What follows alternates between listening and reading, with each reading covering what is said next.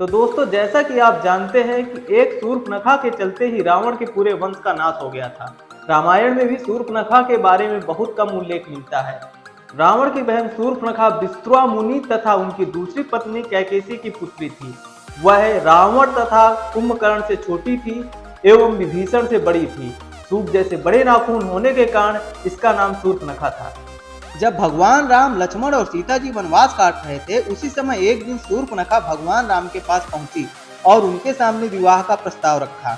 मर्यादा पुरुषोत्तम राम ने शूर्पणखा से कहा कि वह अपनी पत्नी के साथ रह रहे हैं और यह प्रस्ताव अस्वीकार कर दिया। इसके बाद शूर्पणखा भगवान राम के छोटे भाई लक्ष्मण के पास पहुंची। लक्ष्मण जी के भी मना करने पर शूर्पणखा ने सीता जी को मारने का मन बना लिया।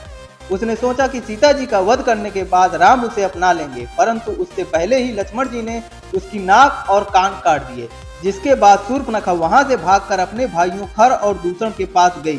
खर और दूषण अपनी बहन के अपमान का बदला लेने राम और लक्ष्मण जी के पास पहुंचे और युद्ध करते समय दोनों राक्षस मारे गए। जब शूर्पणखा को पता चला कि खर और दूषण भगवान राम से युद्ध करते हुए मारे गए, तब वह सहायता के लिए अपने बड़े भाई रावण के पास लंका पहुंचती है।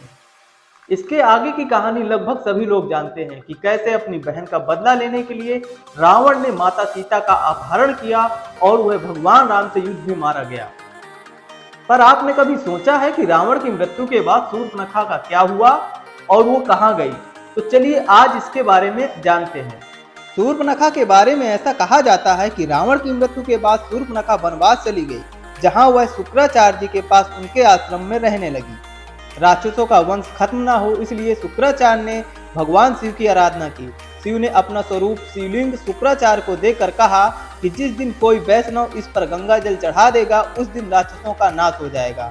उस आत्मलिंग को शुक्राचार्य ने वैष्णव मतलब हिंदुओं से दूर रेगिस्तान में स्थापित किया, जो आज अरब में मक्का मदीना के नाम से मशहूर है। शूर्पणखा जो उस समय चेहरा ढककर रहती थी, वो परंपरा उसके बच्चों ने पूरी निभाई। आज भी मुस्लिम औरतें चेहरा ढके रहती हैं। शूर्पणखा के वंशज आज मुसलमान कहलाते हैं, क्योंकि शुक्राचार्य ने इनको जीवन दान दिया है, इसलिए ये शुक्रवार को विशेष महत्व देते हैं। ये पूरी जानकारी तथ्यों पर आधारित सच है। असल में इस्लाम कोई धर्म नहीं है, यह एक मजहब है, दिनचर्या है। मजहब का मतलब अपने कबीले के गिरोह को बढ़ाना है।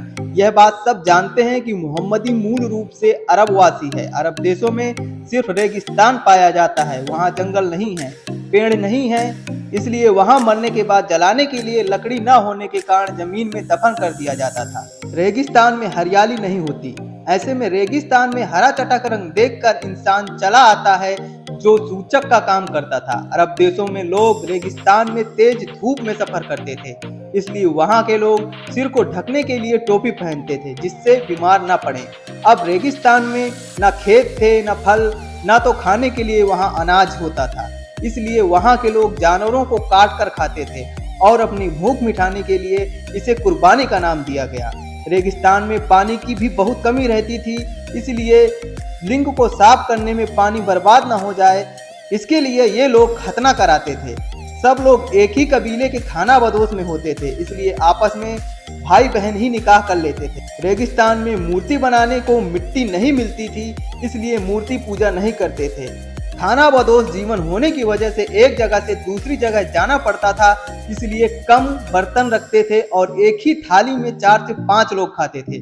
कबीले की अधिक से अधिक संख्या बढ़े, इसके लिए हर एक को 4 बीवी रखने की इजाजत दी गई। इस्लाम कोई धर्म नहीं, मात्र एक कबीला है और इसके नियम असल में इसकी दिनचर्या हैं। यही है इस्लाम की सच्चाई।